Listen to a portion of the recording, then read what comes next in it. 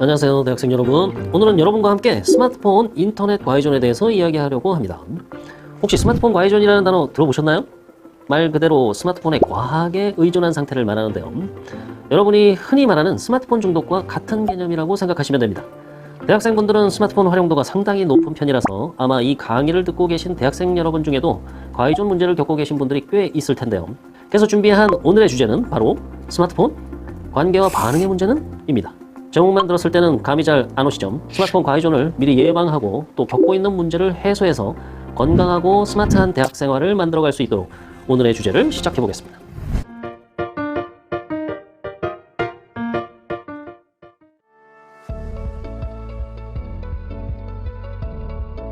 관계의 사전적 정의를 알아봤는데요. 스마트폰이 우리 삶에 들어온 후로는 관계에 대한 정의가 살짝 바뀐 점이 있는 것 같습니다. 사람, 사물, 현상 따위가 서로 관련을 맺는 관계의 영역에 추가로 스마트폰이 하나의 커다란 영역으로 자리 잡게 되었죠.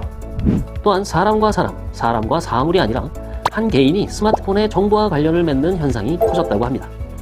스마트폰의 정보와 개인의 관계라 어느 정도 공감하시는 분도 있고 아직 아리송한 분도 있을 텐데요. 그럼 스마트폰과 나의 관계를 더 자세히 파헤쳐 볼까요? 모두 아시다시피 관계란 복수의 대상이 서로 관련하여 이루는 특성인데요. A, B, C가 관계를 맺는다 같은 표현을 주로 쓰죠. 하지만 스마트폰이 보급된 후로 이 시대는 스마트폰을 사용하는 A, B, C가 관계를 맺는다라고 말할 수 있을 정도로 대부분의 사람이 스마트폰을 사용하죠. 그렇기 때문에 우리 인간관계에서도 스마트폰 사용에 대해서 더 주의를 기울일 수밖에 없는 것 같습니다. 스마트폰 과외존인 사람의 경우에는 놀랍게도 이미 스마트폰과의 교류만으로 만족하게 돼서 실제 생활에서 폐쇄적이고 한정적인 관계를 맺는 현상이 커졌다고 하는데요. 과외존으로 인한 여러 관계의 피해를 막기 위해서 제가 준비한 팁을 소개해드리겠습니다. 먼저 폭넓은 대학생활 관계 목록을 만드는 것입니다. 말 그대로 폭넓게 대학생활을 즐기기 위해서 맺을 수 있는 관계를 정리한 목록인데요. 먼저 자신이 생각했을 때 이상적인 폭넓은 관계들을 적어봅니다. 학과 동기, 선후배, 알고 지내는 단골집 사장님, 동아리 사람들, 도서관 사서, 경비실 아저씨 등등 여러 사람이 있겠죠. 그런 다음에 실제 자신의 대학생활 관계 목록을 만들어보고 비교해보는 겁니다. 객관적으로 그 폭이 현저하게 좁다면 폭을 점점 넓혀갈 수 있도록 노력하며 여러 친목을 시도해보는 것도 좋은 방법입니다.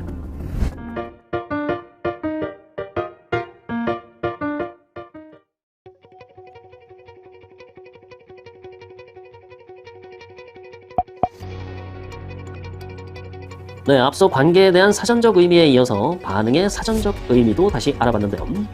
요즘은 일상에서 받을 수 있는 자극 중에 스마트폰으로부터 주어진 자극이 대부분이라 말해도 과언이 아닌 것 같죠? 스마트폰은 시각뿐 아니라 다양한 감각을 자극하는 기기이니까요. 스마트폰 및 인터넷 사용자들은 시간이 흐를수록 내 외부의 자극에 대한 반응보다는 자극 정보 수집 행위 자체에 몰두하는 현상을 보이기도 합니다. 한편으로는 스마트폰에 대한 반응 행위가 사람들에게 또 다른 착각을 일으키고 있는데요. 예를 들어 왠지 많은 사람들이 스마트폰을 사용하며 반응하니까 나도 왠지 스마트폰을 하면서 몰두하고 열렬히 반응해야 이 시대를 사는 사람 같고 왠지 모를 소속감을 느끼는 경우를 말합니다. 그럼 진정한 반응에 대한 의미를 알아볼까요? 먼저 반응이란 자극에 대하여 유기체가 하는 행동인데요. 유기체는 생물을 뜻하죠. 우리 인간 또한 유기체입니다. 감각적인 자극이 강력하고 다양한 스마트폰 앞에서 유기체는 행동의 반경이 줄어들고 움직임이 서서히 줄어드는 경향이 있습니다. 또한 디지털 기기가 자극의 주체가 되기 때문에 유기체 간의, 그러니까 사람과 사람 간의 자극과 반응도 줄어들고 있다고 합니다. 반응에서는 속도의 차이가 있습니다. 스마트폰 사용자를 관찰해 봤을 때 사용 시간이 늘어날수록 반응 속도가 느려지는지 빨라지는지 표면상으로 구분해내기 어렵습니다. 왜일까요? 아까 말한 유기체의 행동 특성처럼 사용자의 움직임이나 표정의 변화가 줄어드는 특성으로 인한 것인데요. 사용자들의 반응을 관찰될 수 없게 만들고 신체의 움직임을 줄어들게 합니다. 과의존인 사용자의 경우에 사용자는 반응한다고 생각하지만 실제 주변인은 그렇게 보지 못하는 상황이 생기기도 하죠. 아마 한 번쯤 겪어보셨을 텐데요. 반응을 제대로 하기 위한 팁이 있습니다. 첫 번째, 보다 명확한 움직임을 보여주세요. 두 번째, 보다 명확한 소리를 내서 상대가 명료하게 알아들을 수 있게 해주세요. 네? 생각보다 별거 없고 쉬운 방법이라고요? 맞습니다. 생각보다 쉽고 어렵지 않아요. 위에 대학생활 관계 목록 정리했던 것 기억나시죠? 학과 동기, 선후배뿐 아니라 대학생활에서 나와 관계를 맺는 사람들에게 충분히 시도해 볼 수 있겠죠? 그 전에 한 가지, 그 반응에는 무의식적 반응과 의식적 반응이 있는데요. 다음 주제를 보고 참고 바랍니다.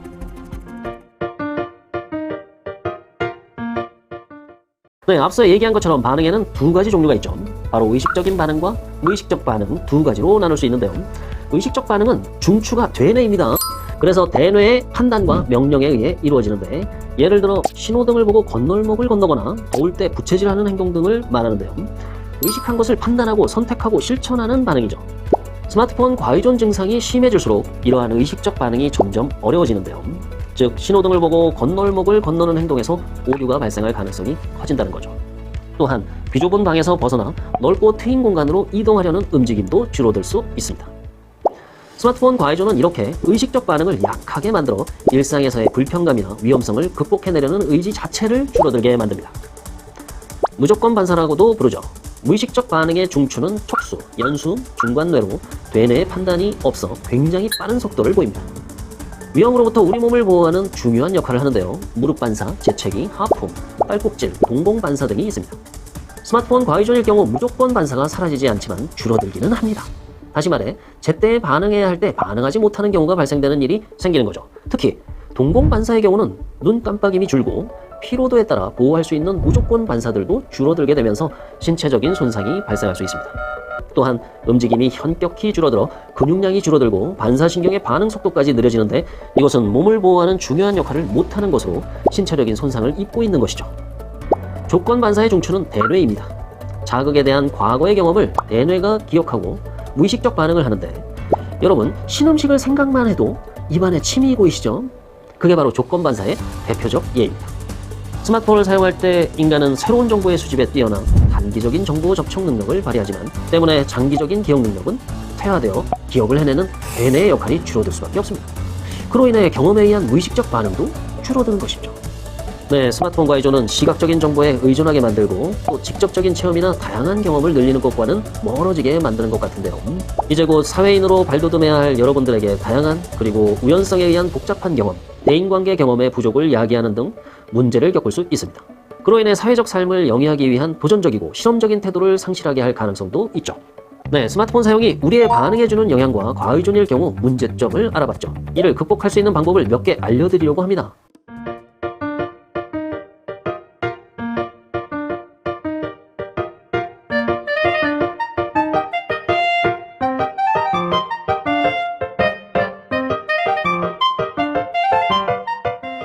자, 오늘은 스마트폰과 관계와 반응이라는 주제를 가지고 조금은 과학적이고 논리적으로 접근해 봤는데요. 얼핏 들으면 조금 어렵다고 느낄 수 있지만 스마트폰과 인터넷 사용이 우리의 반응해주는 영향을 조금 더 체계적으로 이해할 수 있었던 것 같습니다. 단순히 과의존은 나쁘다 이렇게 아는 것보다 이렇게 세세하게 알고 있으면 훨씬 예방하는 데 도움이 되거든요. 그럼 다음 시간에는 또 다른 주제로 이야기해 보겠습니다. 다음 시간에 만나요.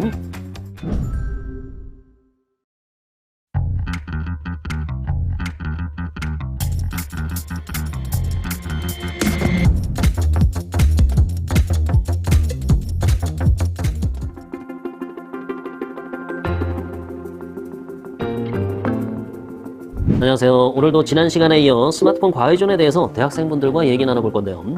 지난 시간에는 스마트폰과 관계와 반응이라는 주제로 스마트폰과 나의 관계, 그리고 나와 주변 사람들과의 관계를 되짚어 봤는데요. 이번에는 한 단계 더 나아가 스마트폰 속에서의 대인관계와 발달이라는 주제로 저번 시간보다 더 자세하고 깊이 있게 알아보는 시간 가져보겠습니다. 준비되셨나요?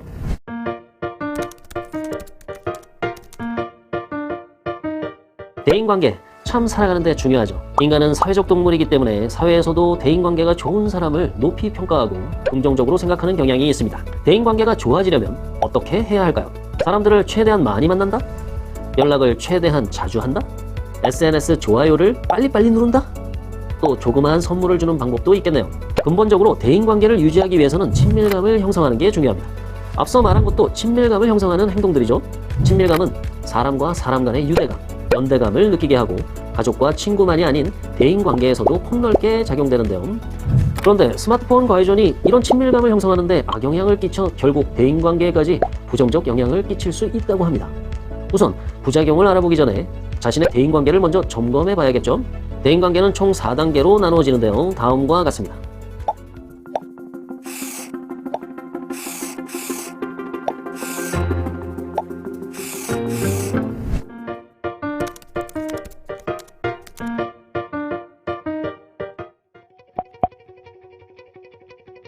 일상에서 알고 있는 사람조차 없는 상태. 접촉과 조우가 없기 때문에 인지할 만한 대상 자체가 존재하지 않는 것인데요. 스마트폰 과의조는 정보와의 접촉 외에는 다른 상대와의 접촉을 막고 이를 지속하게 만듭니다. 또한 어떠한 대상과의 대인관계를 발달시키는 2단계, 인지 단계로 향하지 못하게 하는 성질이 있습니다. 일상에서는 이웃과의 인사도 없고 엘리베이터에서 인사를 나누지 못합니다. 스마트폰 사용으로 주변인에 대해 의식하지 않거나 의식하지 않으려 하죠. 어떤 경우에는 인터넷에서 상호작용을 시도하는데 자신이 아닌 가명이나 가면을 쓴 상태로 일상에서와는 다른 양상의 태도를 보인다고 합니다. 1단계에서 멈춰 지내면 고독과 불안이 증가되어 친밀감 자체에 대한 공포를 지니게 됩니다. 친밀한 사이가 아닌 아는 사람만 존재하는 상태를 말합니다. 그 이상의 관계로 발전하지 못하는 모습을 보이는데요. 스마트폰 과의존일 경우 이처럼 상대를 인지하는 단계에만 머물게 만들 수 있으며 반대로 관계에 대한 정보를 직접 활용해서 접촉까지 이어지는 경우 과의존이라고 하기는 어렵습니다. 일상에서는 자신이 직접 이웃에게 먼저 인사나 목례를 하지 않습니다. 다만 이웃이 먼저 인사하는 자극에는 반응하여 인지해주는 정도의 관계에 머뭅니다.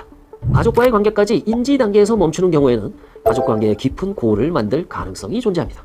SNS상을 예로 들면 팔로잉 수가 팔로워 수보다 현격히 많은 경우, 구독물 수가 구독자 수보다 많은 경우 등을 인지 단계에서 멈춘 경우로 비유해 볼 수도 있습니다.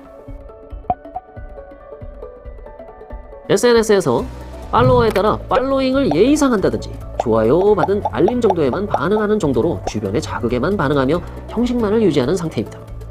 3단계는 연결을 유지하기 위한 노력이 있지만 친밀함에 대한 기술이 서툴러서 너무 빨리 친해지고 빨리 멀어지는 경험을 두려워할 수도 있습니다. 또 표면적인 접촉만 유지되기도 합니다.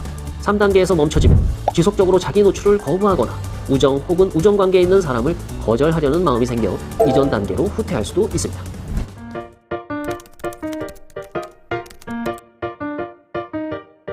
네, 대인관계 단계에도 여러 단계가 있네요. 여러분은 몇 단계에 속해 있으셨나요?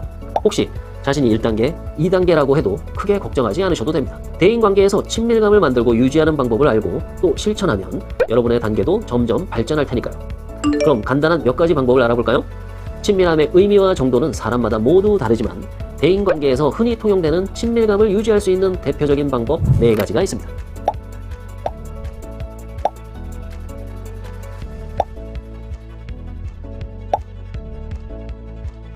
첫 번째, 대화 에티켓 지키기. 대화는 인간관계를 맺어주는 중요한 수단이죠. 적절한 대화를 위해서는 상대방을 존중하는 자세와 상호 이해, 인식의 공유가 필요합니다. 두 번째, 투명성입니다. 솔직한 태도로 있는 그대로의 내 자신을 드러내는 것이죠. 실제 생각과 감정에 대해 표현하고 이를 공유함으로써 신뢰를 증진시킬 수 있습니다. 세 번째는 취약성입니다. 서로 자신의 일부 부족함을 인정하는 태도를 가지는 것이죠. 즉, 공손함입니다. 마지막으로 상호성입니다. 서로에게 상호 보완적인 역할이 가능한 관계가 된다면 서로의 생각에 대한 공감과 지지를 받기 때문에 만남이 즐거울 수 있죠. 아주 간단한 4가지 방법을 알아봤는데요. 이 4가지 방법만 잘 지켜도 친밀함 형성에 크게 도움이 된다고 합니다. 일상에서 한번 적용해보는 것 어떨까요? 네, 오늘은 대인관계와 친밀감에 대해 스마트폰 과의존이 어떠한 영향을 끼치는지 알아봤습니다. 일상생활에서의 대인관계가 중요하지만 요즘에는 스마트폰이 가지고 있는 대인관계 관리 능력도 무시할 수 없겠죠. 인터넷상의 대인관계도 실제 대인관계 못지않게 영향력이 커지기도 했습니다. 직접 만나지 못해도 SNS상으로 소식을 듣기도 하고 좋아요를 누르면서 친분을 유지하기도 하고 말이죠. 간단한 대화는 메신저 어플이 대신해줘서 실제로는 오랜만에 만난 친구도 왠지 계속 봐왔던 기분이 들기까지 합니다. 인터넷을 통한 관계에서도 장기간 친밀함을 유지하는 능력 또한 필요하죠. 스마트폰이 너무나 당연해진 시대에 어느 한쪽으로 치우치기보다는 균형을 유지하는 게 중요한 것 같습니다.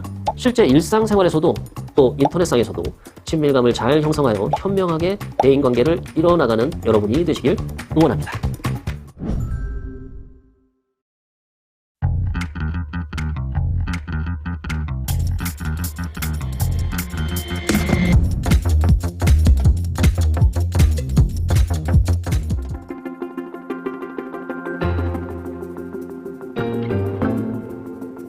안녕하세요. 오늘은 스마트폰 과의존 예방 강의 폰을 든 학생이요 반응하라 마지막 시간입니다. 네, 지난번에는 대인관계와 친밀감에 대해서 알아봤습니다. 그런데 제가 생각했을 때는 분명 나는 친밀함이든지 대인관계든지 관심 없고 난 스마트폰이 좋아. 내가 왜 노력해야 돼? 이렇게 생각하셨던 분들도 있으실 것 같은데요. 네, 그래서 오늘은 특별히 우리가 왜 앞에서 배웠던 방법들을 시도해 볼 가치가 있는지 그럴 이유와 필요성에 대해 알아보고 공감해 볼 수 있는 시간을 준비했습니다.